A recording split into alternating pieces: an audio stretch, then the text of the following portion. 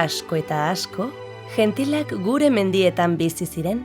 Gentilak oso txukunak, garbiak, langileak eta jakintzuak ziren. Inoiz ez ziren haserretzen eta elkarri laguntzen zioten beti. Denak horrelakoak ziren, baina gentilaietariko bat ezberdina zen. Pipa erretzen zuen eta gainera mozkor lodikotea zen. Ikatz egitera ateratzen zen, baina aspertu egiten zenez, ordu asko pasatzen zituen ardoa edan eta arrautzak jaten. Ator zabala, prakak urdinak eta buruan txapel beltza zeramatzan. Bere izena Olentzero zen. Bere herriskan ez zuten izugarri maite eta normalean bakarrik egoten zen. Gau batean, Olentzero belar gainean etzanda zegoenean, zerua alde batetik bestera zeharkatzen zuen suzko bola bat ikusi zuen. Laster batean, gentil jakintsuenarengana joan zen eta ikusitakoa kontatu zion. Kismi etorri da, hemendik joateko ordua iritsi zaigu, erantzun zion gentil jakintsuak. Esan eta egin. Hurrengo goizean, gentil guztiek berain gauzak presaka bildu eta handik alde egin zuten, gure mendiak betirako usteko asmotan. Batek izan ezik, Olentzerok lo hartu zuen, eta konturatu zenerako bakarrik gelditu zen gure mendietan. Oh, ni gabe joan dira? Pentsatu zuen Olentzerok.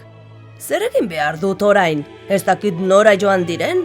Eta ez dakit nora joan behar dudan nik orain? Hitz egiten ari zirenean kasu egin izan banu, garaiz esnatu banintz?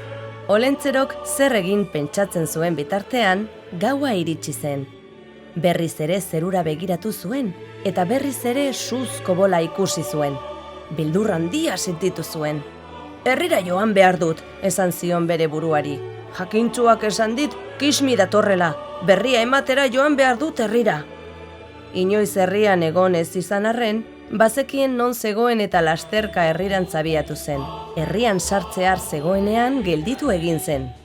Kismi datorrela esaten diedanean beraiek ere alde egiten badute eta ni berriz bakarrik gelditzen banaiz, zer gertatuko da?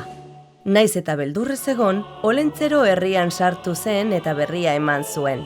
Jendeak, gentilen aurkako joera izana zuten, eta berria entzun zutenean denak oso pozik jarri ziren. Festa eder bat antolatu zuten, eta Olentzero herritarren lagun egin zen. Festan, herritarrak Olentzerori abestiak abesten hasi ziren. Olentzerok ez zuen ulertzen nor zen Kismi, ez da herritarrak hainpozik egotearen arrazoia ere, baina oso gustura zegoen herritarren artean.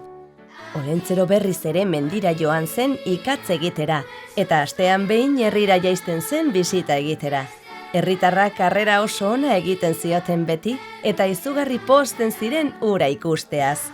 Hau ikusita, Olentzerok bere eskerrona erakusteko, mendian zegoen bitartean, jostailuak egiten hasi zen, eta urtean behin, Kismiren etorrera ospatzeko, egindako jostailuak banatzen zituen herritar guztien artean, eta honela egiten jarraitu du gaur egun arte.